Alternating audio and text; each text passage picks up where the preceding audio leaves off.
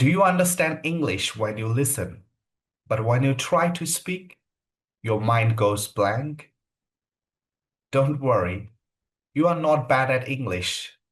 You just trained the wrong skill. Let me explain. Most learners practice listening and reading. They watch videos, they read books, they learn grammar, so their brain becomes good at understanding. But speaking is a different skill.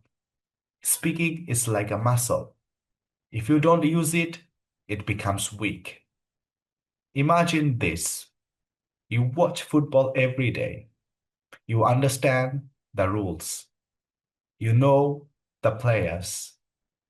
But can you play like a professional? Of course not. Because watching is not playing. In the same way, understanding English is not speaking English.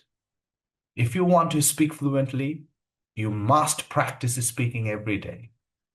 Not in your head, out loud. Make mistakes. Speak slowly. Repeat sentences.